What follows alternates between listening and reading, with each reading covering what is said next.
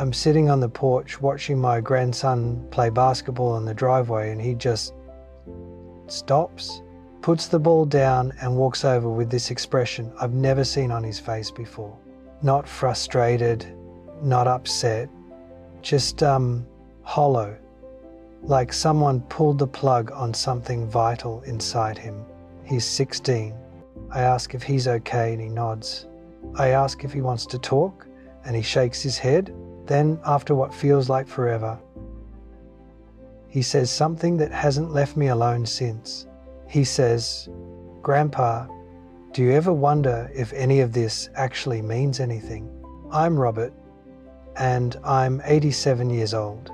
I've buried friends, lost businesses, survived a war, and made mistakes that still keep me up some nights." And that question from my grandson, it hit me hard, because I've wrestled with that same question probably 1,000 times. The difference is I'm here at the finish line looking behind, and he's at the starting blocks. Looking ahead, and somewhere in the space between those two vantage points, I think I've finally figured something out. We live in a culture drowning in the pursuit of significance. Everybody wants to make their mark, transform society, be immortalized. I watch it happen every day. People chase titles they believe will make them important. They broadcast their lives online, searching for approval. They calculate their value by how many followers they have, and I understand it. I truly do. But here's what I've discovered after almost 9 decades breathing air on this earth. The things that genuinely matter almost never feel important in the moment. Let me tell you about Mr. Chen. He owned the hardware store on 5th Street for 38 years. Never expanded, never franchised, never became wealthy. He sold hammers and nails and light bulbs from the same small shop his entire working life. When he closed the doors for the last time, there was a modest gathering in the parking lot. Maybe 25 people came. No reporters, no fanfare worth mentioning. He received a handshake and a card signed by regular customers. 3 years later, he died, peacefully surrounded by family. At his memorial service, I figured it would be intimate, quiet. Mr. Chen had always been reserved, humble, but that chapel overflowed with people, some standing in the hallway, and person after person rose to share. A carpenter who said Mr. Chen spotted his talent and gave him his first real tools. A young woman who said Mr. Chen taught her about running a business with integrity when her own father wasn't around. A contractor in his 60 seconds who explained he learnt the value of craftsmanship because Mr. Chen never sold him cheap materials, even when he couldn't afford better. Story after story, paths shifted, futures influenced, all because of a man who believed he was simply running his shop. Mr. Chen never attempted to revolutionize anything. He never craved the spotlight. He opened his doors day after day and gave genuine attention to whoever walked in. He remembered their projects. He understood when they were struggling financially. He'd extend credit or find creative solutions. Nothing remarkable, nothing that would generate viral posts. But the waves from his existence are still moving outward years later, through people he never knew existed. I think we've misunderstood the whole thing. We believe mattering requires visibility, fame, being praised by masses, but that's not the architecture of reality. Reality is constructed from tiny exchanges between individuals. A comment that reshapes how someone thinks. A gesture that appears right when someone's ready to quit. Being there when it costs you something. Paying attention when you'd prefer to zone out. These moments don't register as meaningful while they're unfolding. They seem mundane, forgettable, easy to overlook. When I was 42, everything was falling apart. My marriage was hanging by a thread. Debt was crushing me. I was angry all the time, sleeping maybe 3 hours a night. I felt like a complete failure. One afternoon I was parked outside a liquor store, convincing myself to go in, and this woman I'd met maybe once at church, Linda, tapped on my passenger window. We'd exchanged hellos before. Nothing more. She said she was picking up groceries and wondered if I could help her carry something heavy. Just like that. No intervention speech, no judgment, just needed help. We spent an hour at her apartment. She didn't interrogate me about my problems. She didn't offer solutions I hadn't thought of. We just moved furniture and talked about simple things, her garden, a recipe she was trying, a documentary she watched. And somehow, in the midst of that completely unremarkable afternoon, something inside me loosened. I didn't walk into that liquor store. I drove home. I barely recall all the details we discussed, but that hour mattered. It altered the direction of my day, possibly my decade, and Linda probably had forgotten about it by dinner time. That's the nature of mattering. It's rarely cinematic. It doesn't wave a flag. You won't receive an alert informing you that something you did redirected someone's entire trajectory.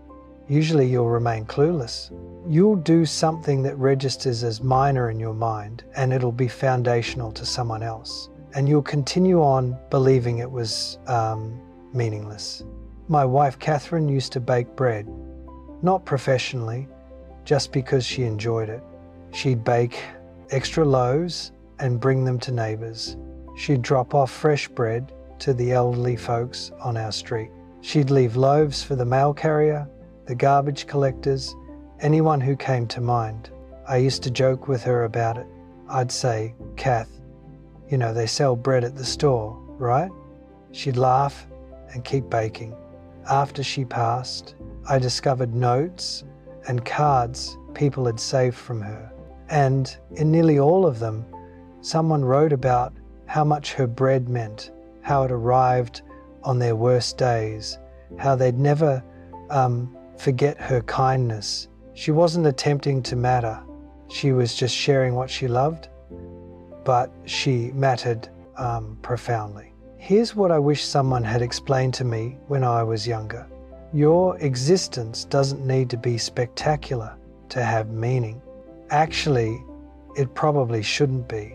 The expectation to be remarkable, to be different, to create enormous impact, that expectation destroys people. It convinces them their regular life is insufficient, like caring for their family, performing their work with honesty, treating strangers with respect. Like none of that registers unless it's transformed into something newsworthy. But reality is, virtually everything that prevents our society from collapsing is accomplished by people history won't record. Parents who comfort crying toddlers at 3 a.m, employees who arrive when they're supposed to and do quality work, friends who reach out when they sense something's wrong, people who donate time, who pick up trash, who sit with the lonely, citizens who participate, who help their neighbours, who hold doors open, small, invisible actions that prevent everything from unravelling. You want confirmation that you matter. Examine the people immediately around you. Are you fully there with them? Are you truthful? Are you generous when it's inconvenient? Do you honour your commitments? Do you create space for other people's struggles? Do you genuinely share in their happiness? These questions won't earn you awards or recognition. They won't build your brand or multiply your reach, but they'll decide whether your existence actually counted for something. I've been wrestling with my grandson's question constantly. Does any of this actually mean anything? And I've come to understand the question itself is flawed, because when we wonder if we matter, we're typically wondering if we matter on some massive quantifiable scale.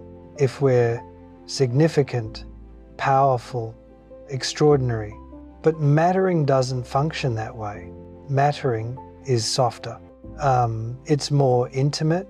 It's understanding that your existence or non-existence would create a genuine difference for actual people. When my granddaughter was 8, she struggled terribly with reading, wouldn't open a book. Every evening for 4 months, I sat with her for 20 minutes. Just sat there while she stumbled through pages. I didn't criticize. I didn't pressure. I just remained beside her while she built confidence. By Christmas, she was reading on her own. Now she's 19 and studying literature, and she probably doesn't recall those 20-minute sessions. But I remember because I recognized that without that consistency, without that patience, her relationship with books might have been damaged forever. That's mattering. Not because it's extraordinary, because it's tangible. The further I go, the clearer it becomes that most of what society values is illusion. Reputation evaporates. Awards collect dust. People lose track of your successes quicker than you'd imagine, but they don't lose track of how you treated them. They don't lose track of your reliability. They don't lose track of how you acknowledged them when they felt overlooked. Those things endure. They ripple outward in patterns you'll never completely grasp. I was at the pharmacy yesterday and the young man behind the counter seemed defeated, shoulders slumped, barely making eye contact. I could have simply collected my prescription and walked out, but I made conversation, actually engaged. Not the reflexive small talk everyone exchanges. He seemed caught off guard. Then something shifted in his expression. He mentioned he'd just lost his apartment, was living in his car temporarily. We spoke for maybe 4 minutes. I told him that difficult seasons don't define us, that his resilience was remarkable.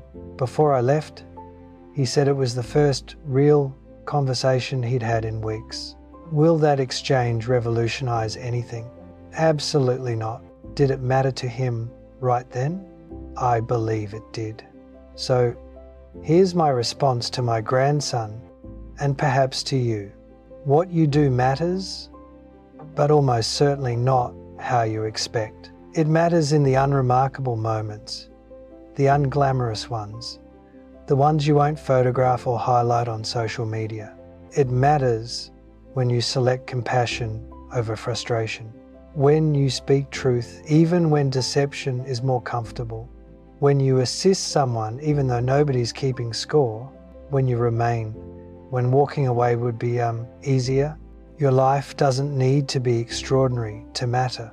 It simply needs to be authentic, engaged, compassionate, and that's more challenging than it appears, because those qualities demand you stay alert, to be present even when you're exhausted, to invest yourself even when it's inconvenient. But that's where genuine significance exists, not in public recognition, in the consistent, unglamorous work of being fully human with other humans. I'm 87, my time here is limited, and when I consider what I hope my life represented, I don't focus on achievements or public acknowledgement. I think about the people I cherished completely, the instances I was undistracted and available, the occasions I contributed without requiring recognition, the dialogues where I genuinely absorbed what was said. These are what mattered. These are what will persist beyond me. If this resonates at all, I'd be grateful if you'd pass this video along to someone who might need it. Leave a comment telling me what's one small thing you're going to be more intentional about, and subscribe if you're interested in more of these reflections. I still have some things I want to say while I can, and I'd prefer to say them to people who genuinely want to listen